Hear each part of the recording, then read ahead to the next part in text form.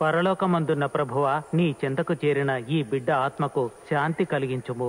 పరలోకమందున్న ఆ పరమపిత మీ ఆత్మకు శాంతి కలిగించుగాక. మీ దయ ఈ బిడ్డపై ఉండుగాక, ఇప్పటికీ ఎప్పటికీ ఎన్నటికీ.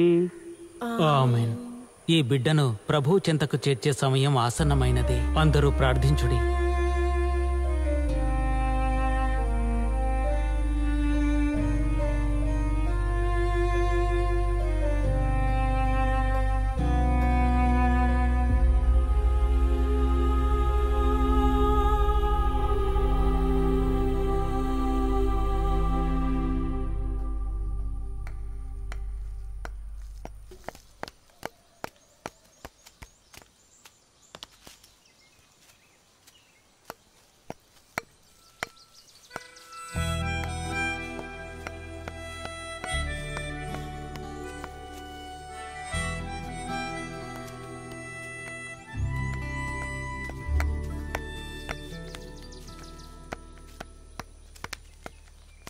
రేకొచ్చి ఇలా రా.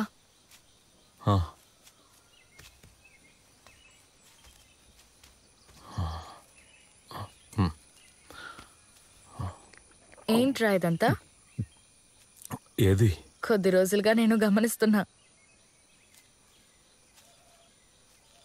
ఓ, అదేం లేదు. నిజంగానా?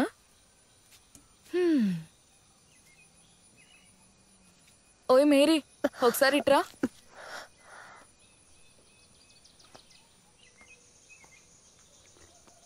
ఏ మేరీ, నీకు వీడు నచ్చాడా?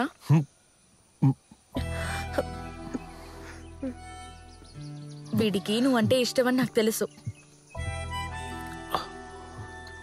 కొచ్చే, ఇంకా ఎందుకు ఆలోచిస్తున్నావు? తనని నువ్వు పెళ్లి చేసుకోవచ్చు కదా. అదే, నాకు ఇల్లు గిల్లేం లేదు. అదేం పర్లేదు, అవన్నీ నేను చూసుకుంటాగా.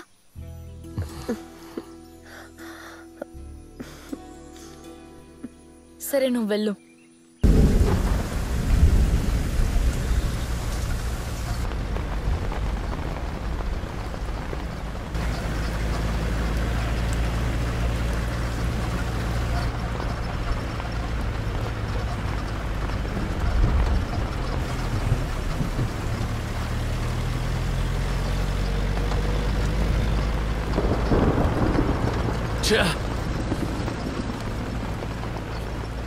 వీడిని అసలు ఏం చేయాలి? టీం పేరే పాడైంది.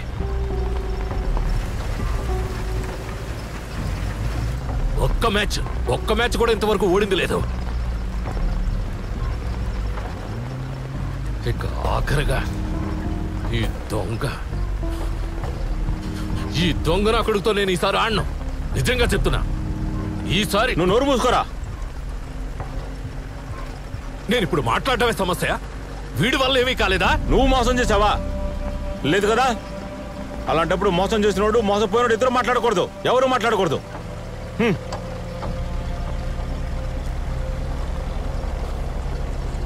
నేను అసలు ఏం మాట్లాడను. ఇంతకు మించి ఎప్పుడు నేను మాట్లాడను. ఛా!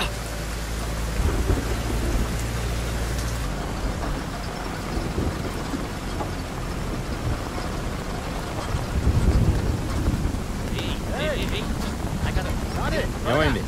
ఏంటో చూసొస్తాను అయ్య గారు. వెళ్ళి చూసిరా. ఇంతమంది కలిసి ఏం చేస్తున్నారు?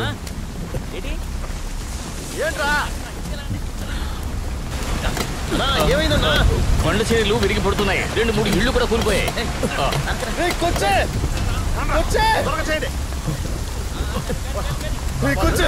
అక్కడ మట్టి జారిందంట.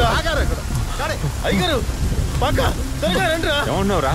కొచ్చా ఆగు, వస్తున్నావు. త్వరగా వెళ్ళండి రా.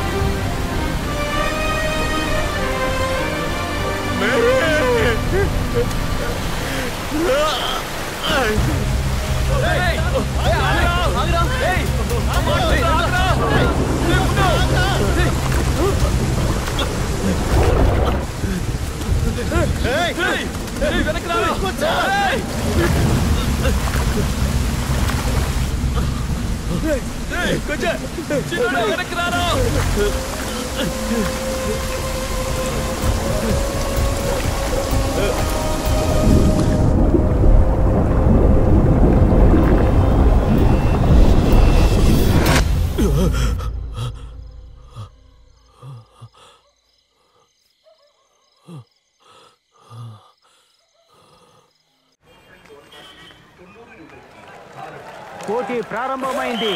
భీష్మా బాయ్స్ పెరుమా ఊరు, నీలూరు నుండి ఆర్నాల్డ్ బాయ్స్ పోటీ ప్రారంభించారు.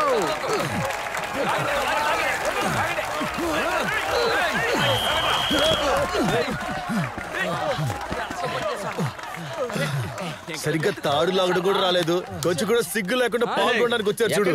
మీరు అమ్మా తీసుకురా. ఇదిగో తెస్తున్నాను. ఇందాకేంట్రా అక్కడ గొడవ? నిన్నేరా అడిగేది? మంచి వాళ్ళతో సావాసం చేస్తే కదా పోరంబోగులతో సావాసం చేస్తూ ఉంటాడు.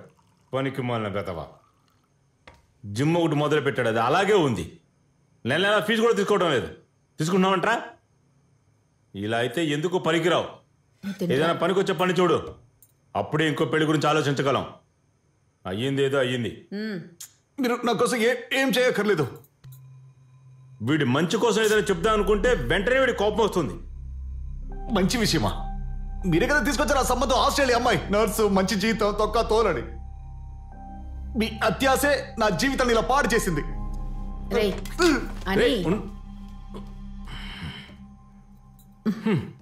వాడికి నేను అర్థమయ్యేటట్టు చెప్తాను. ఒకవైపు నీలం జెర్సీ వేసుకున్న వాళ్ళు విజయం కోసం పరిశ్రమిస్తుంటే, మరొక వైపు ఎరుపు జెర్సీ వేసుకున్న వాళ్ళు ఓటమినంత తేలిగ్గా అంగీకరించడం లేదు. పోటీ చాలా తీవ్రంగా ఉంది. ఎవరికి వాళ్ళే చాలా ఉత్కంఠంగా పోటీ పడుతున్నారు. విజయం కోసం పరితపిస్తున్నారు. వాళ్ళ శాయశక్తుల్ని ప్రదర్శిస్తున్నారు. చాలా పట్టుదలగా ఉన్నారు.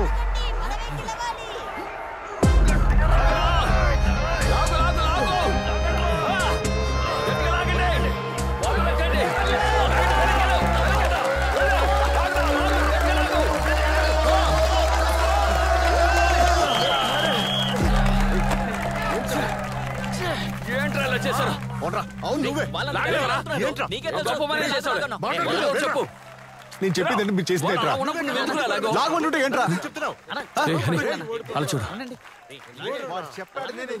ఎందుకు వచ్చారు? ఓడిపోతే చూడడానికా? ఇప్పుడు సంతోషమా? అని ఊరుకోరా. నాకంటూ కొన్ని నియమాలున్నాయి. దానికి మీరు సమ్మతించారంటే నేను మీతో ఉంటాను. చెప్పండి నాన్న. మనకి 2 టీంలు ఉండాలి. 7, 14 మంది. ఎవరెవరు ఏ టీంలో ఉండాలో నేనే నిర్ణయిస్తాను. ఉన్న వాళ్ళలో బెస్ట్ ప్లేయర్స్ అందరూ ఏ టీంలో ఉంటారు. మీకు ఓకే అయితే రేపు సాయంత్రం వచ్చి కలవండి. ఉన్న కుర్రాళ్ళందరినీ తీసుకొచ్చేయండి. అలాగేనే. అన్నని కాదు, ఆచార్యని.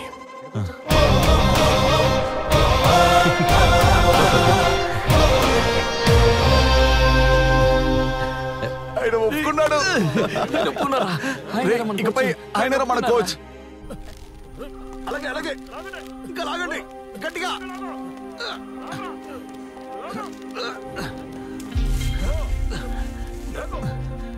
రండి అన్నయ్య సార్, రండి త్వరగా.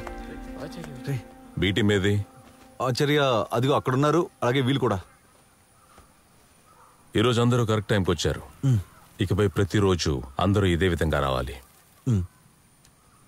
ఈ టీంకి కోచ్ నేనే కాబట్టి ఇకపై ఈ టీం తీసుకోబోయే నిర్ణయాలన్నీ నేనే తీసుకుంటాను. అలా నేను ఉండగలిగితేనే నేను మీకు కోచ్గా ఉండగలను. మీలో ఎవరికైనా ఇష్టం లేకపోతే ఇప్పుడే చెప్పొచ్చు. మా అందరికి ఓకే. అందరికి ఓకే. తాడులాగే పోటీపై దృష్టి సడలించనేకూడదు. మనస్ఫూర్తిగా తాడు లాగాలి. అలాగే మిమ్మల్ని మీరు అర్థం చేసుకోవాలి. ఐకమత్యం అదే ముఖ్యం. ఐకమత్యం అందరిలో ఉండాలి. తాడు ఈ చెట్టు కట్టి లాగడం ఇకపై ఆపేయాలి. అలాగే. మనకెదురుగా ఉండి ఎవరైనా లాగుతుంటే మనం కూడా లాగాలనే కసి ఉంటుంది. ఇవన్నీ మారాయి కాబట్టి రేపే మీరు పోటీలో పాల్గొని మనం గెలవాలి, ట్రోఫీని సాధించాలని ఎవరు అనుకోకూడదు. ఎన్నో రోజులు కష్టపడితేనే మనకు మంచి టీం ఏర్పడుతుంది. దానికంటూ ఓర్పు ఉండాలి, నేర్పు ఉండాలి. మీరు సిద్ధమా? చెప్పండి రా. రేపటి నుండి తార్ రోడ్డు మీదే ప్రాక్టీస్. అలాగే. దానికి తగ్గ ఏర్పాట్లు చేయండి. అలాగే.